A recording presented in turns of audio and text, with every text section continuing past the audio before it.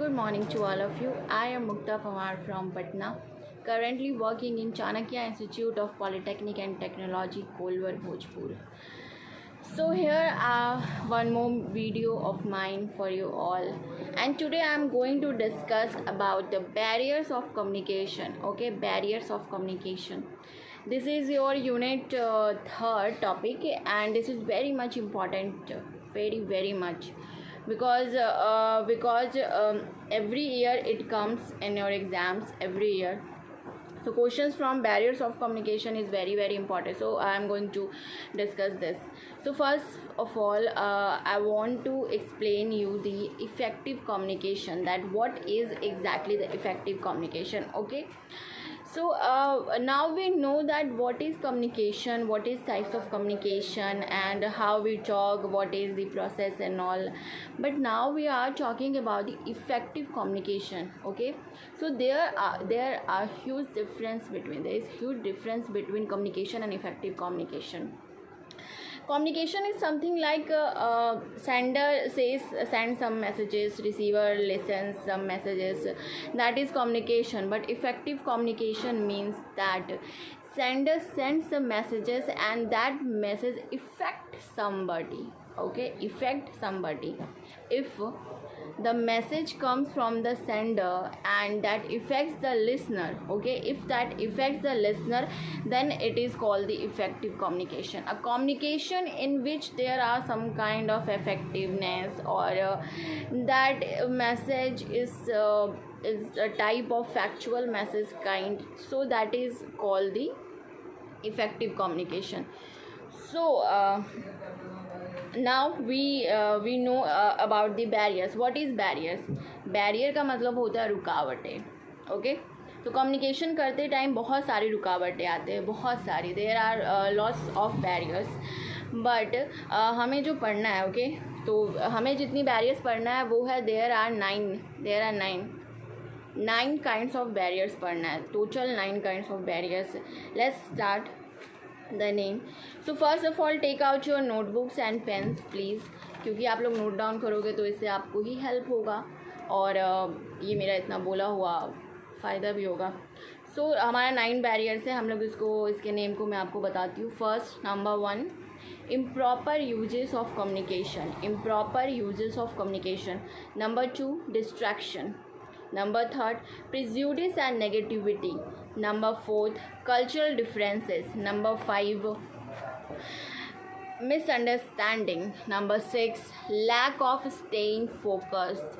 Number 6, lack of staying focused. Number 7, emotional taboos. Number 7 is emotional taboos. Number 8, physical disabilities.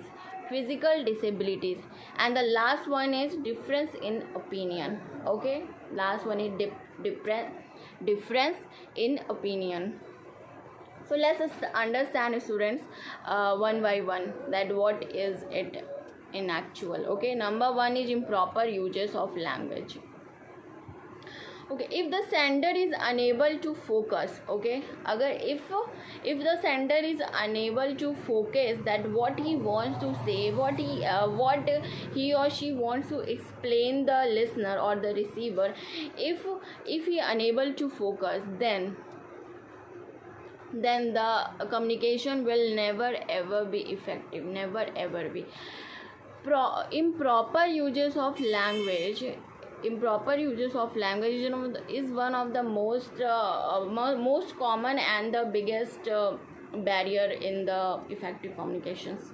Okay, अगर मानो मैं अभी आप लोग से जो बात कर रही हूँ, अगर मैं मानो चाइनीज़ में बोलने लगूँ, ठीक है, चाइनीज़ में, तो ऑब्वियस ही बात है ये मेरे चाइनीज़ वाले लोग में भी समझ जाएं. बट मैंने तो सुना है कि चाइना में यूट्यूब चलता भी नहीं है. कहने का मतलब है जो मेरी ऑडियंस है, अगर मैं उसके हिसाब का लैंग्वेज में बात नहीं करती हूँ, ठीक है, तो मेरा कम्युनिकेशन हो रहा है, ठीक है, इसको भी कम्युनिकेशन ही बोलते हैं, लेकिन मेरा ये इफ़ेक्टिव कम्युनिकेशन कभी नहीं होगा, क्योंकि सामने वाला जो मेरा ऑडियंस है उसको तो समझ ही नहीं आएगा, वो कभी नहीं समझ सकता है. तो यही इसीलिए इसको एक बैरियर बोला गया है. Improper uses of language is one of the biggest barrier कह सकते हैं हम लोग, क्योंकि proper language uses, pronunciation correct and everything is very much important in communication cycle, very much. Okay, so now दूसरा हम समझते हैं distraction. Okay, what is it distraction? You know, physical discomfort can divert the attention of the sender and the receiver, whatever. मतलब diversion. What is diversion? Distraction. Distraction का मतलब होता है भटकना, भटक जाते हैं. मानो मेरे और तुम्हारे बीच बातें चल रही है, अगर मुझे कहीं से कुछ और आवाज़ें सुनाई दे, कुछ और डिस्ट्रैक्शन हो, जैसे इस आज के वीडियो में भी आप लोगों को कुछ और आवाज़ें भी आ रही होंगी, तो वो भी एक तरह का एक बैरियर है, एक डिस्ट्रैक्शन है. लेकिन अभी मैं उसको कंट्रोल नहीं कर पाऊँगी. आज आपको थोड़ा बहुत सुनाई दे सकता है. या फिर आसान वे में मैं समझाऊँ तो अगर कोई टीचर आपको क्लास में पढ़ा रहा है, ठीक है, पढ़ाते पढ़ाते आप देखते हो कभी कोई स्टूडेंट कुछ बात करने लगता है, कभी कोई स्टूडेंट कुछ बात करने लगता है, तो ये जो आपका होता है ना, वो उस समय डिस्ट्रैक्ट हो जाता है. वो टीचर वो डिस्ट्रैक्ट हो जाता है. हम टॉपिक से डिस्ट्रैक्ट हो जाते हैं. हम फिर उस पर ध्यान देने लगते हैं. ओके, तो ये एक बहुत बड़ी बात है. डिस्ट्रैक्शन का मतलब आपको यही होता है दैट कम्युनिकेशन जब चल रहा हो सेंटर रिसीवर में, अगर हम किसी भी तरीके से, चाहे वो फिज़िकली हो, मेंटली हो, अगर हम थोड़ा बहुत डिस्ट्रैक्ट होते हैं तो हमारा कम्युनिकेशन हो जाएगा. ओके, हो जाएगा, but that will never ever be the effective communication. Okay students, चलो आगे. नाउ आप समझते हैं cultural differences. Cultural differences occurs due to difference in values. Values influence our behaviour, thoughts and many others. Simple सा है.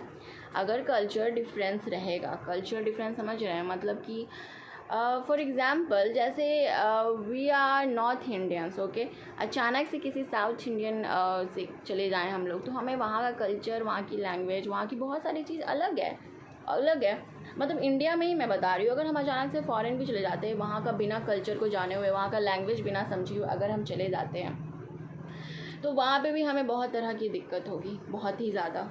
ये चीज़ मतलब क्या होता है ना, उसको भी कम्युनिकेशन ही बोलेंगे. हम अपने लैंग्वेज में बात करें, सामने वाला अपना कल्चर में बात करें, हम अपने कल्चर में बात कर रहे हैं, वो एक तरह का कम्युनिकेशन चल रहा है.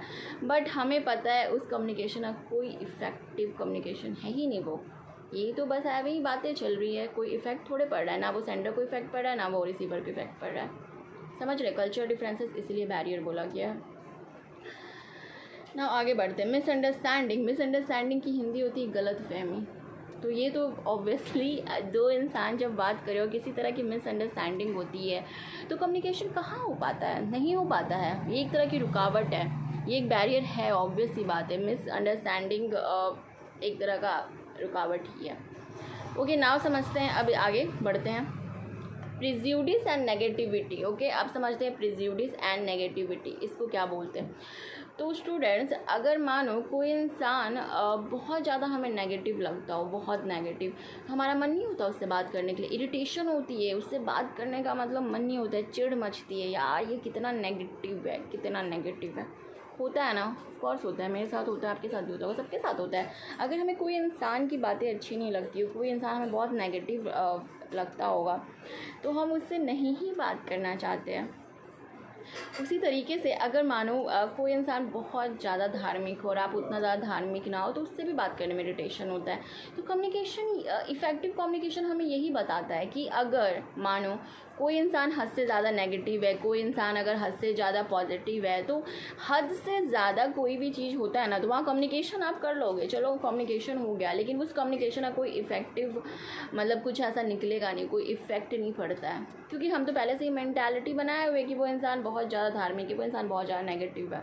मतलब सोच क्या है? सोच हमारे दिमाग का है. समझ रहे हैं? सोच हमारे दिमाग का है. सो अब इससे आगे बढ़ते हैं. लैक ऑफ स्टेइंग फोकस, बिल्कुल इसके नाम की तरह. अगर मानो अगर हमारा फोकस ही नहीं है सामने वाले के बात पे, तो क्या बातचीत होगी? सुनाई तो दे रहा है पर दिमाग मतलब प्रेजेंस ऑफ माइंड तो कहीं और है, हमारा कहीं और दिमाग चल रहा है. तो हमारा वो lack of staying focus obviously वो चीज़ तो है ही. इसको ऐसे भी समझ सकते हैं, मानो मैं अभी बोल रही हूँ, वीडियो आप देख रहे हो, लेकिन आपको इतनी इंटरेस्टिंग नहीं लग रही है. मतलब आप देख लोगे पूरा, ठीक है, लेकिन आपका फोकस नहीं था, क्योंकि आपने नोटबुक और पेन लेके तो बैठे ही नहीं. हो तुम लोग, तो तुम लोग क्या नोट डाउन करोगे? क्या मेरा इतना भाषण थोड़े है, तुम लोग इतना थोड़े याद रख सकते हो? कोई नहीं याद रख सकता. आप क्या, कोई भी नहीं याद रख सकता है.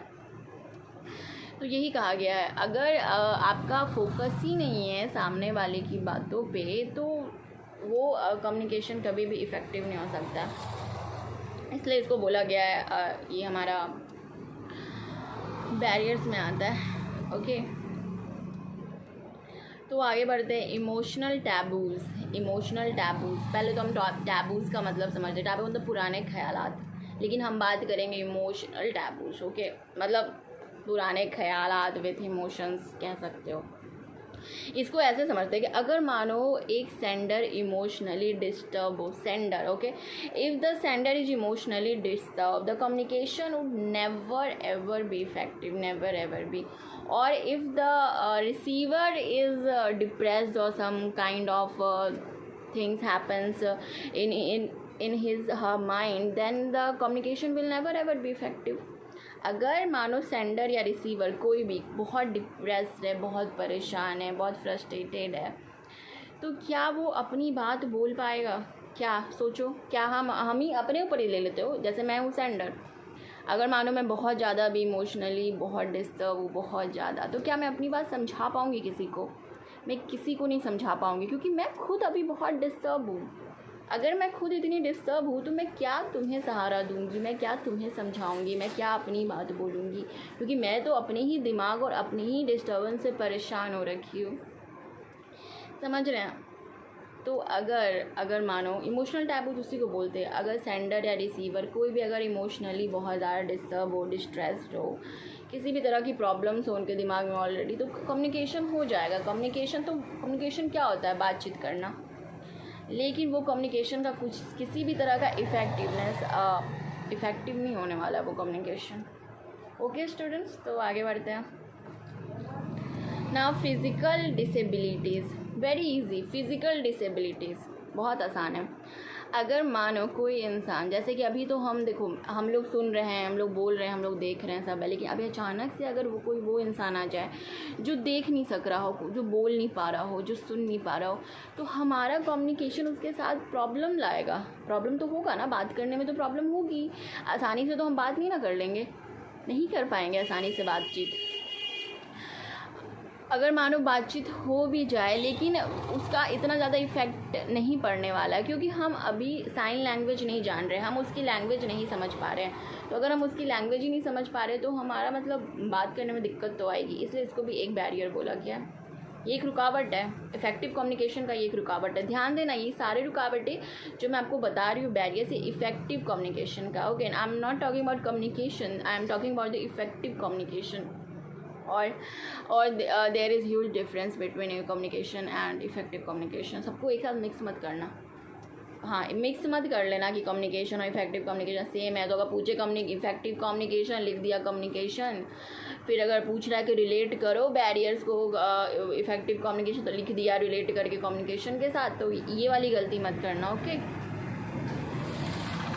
आज आपको बहुत सारी डिस्टर्बेंस मिल रही होगी, उसके लिए मैं माफ़ी चाहती हूँ। बस समझ लो कि इसी के बीच मैंने वीडियो शूट कर लिया तो कर लिया। लास्ट समझते हो कि बैरियर छोड़ो, ये सब बातें नहीं, हम लोग का तो फोकस होना चाहिए, फोकस। तो लास्ट हमारा जो बैरियर है वो है difference in opinion. Very easy. अगर मानो तुम लोग देखे होगे न्यूज़ में, डिबेट देखते हो, चलता रहता है, बहस चलती रहती है, डिबेट चलते रहते हैं। क्या होता है? एक रहता है मुद्दा, उसके ऊपर अलग अलग ओपिनियन होते हैं, अलग अलग ओपिनियन के बीच फिर वो बहस होती है। या फिर मानो मतलब समझ लो कि हमारे पेरेंट्स की जो सोच होती है वो अलग होती है, वो हमारी जो सोच होती है वो अलग होती है, क्योंकि जनरेशन गैप होता है। तो जो जनरेशन गैप होता है उसमें अब डिफरेंस इन ओपिनियन बहुत सिमिलर, बहुत कॉमन सा है, होता ही है, ऑब्वियस सी बात है। बहुत सी बातों पे हमारा और हमारे बड़ों का बात का मेल नहीं होता है। तो उस समय जो डिफरेंस होता है ना, उस समय जो कम्युनिकेशन, हम लोग कम्युनिकेशन ही कहेंगे। मतलब डिबेट जो न्यूज़ में देख रहे हैं वो भी तो कम्युनिकेशन ही चल रहा है ना, कम्युनिकेशन चल रहा है, लेकिन वो इफेक्टिव कम्युनिकेशन नहीं, क्योंकि वहाँ तो लड़ाई चल रही है, वहाँ तो झगड़े चल रहे हैं, वहाँ पे तो बहसबाजी चल रही है। डिबेट इसीलिए तो होता है, डिबेट आपका जो होता है वो इसीलिए होता है। तो इसीलिए एक तरह का ही बैरियर है। ये तो कॉमन सी बात है समझने वाली कि एक बैरियर है ही, ऑब्वियस सी बात है। तो इसीलिए कहा गया है कि डिफरेंस इन ओपिनियन एक तरह का बैरियर है। तो ये मैंने आपको टोटल 9 समझा दिया है, ठीक है। ध्यान से देखना, ध्यान से सुनना, और कॉपी और पेन लेकर ही बैठना, तो उसको नोट डाउन करते जाओगे, इससे तुम्हारे लिए आसानी होगा। मैंने तो कोशिश किया है कि आसान सी शब्दों में समझाऊँ, पता नहीं कितना समझे हो नहीं समझे हो, आई होप समझ ही जाओ। चलो इसी के साथ तो फिर नमस्ते, टाटा, बाय बाय।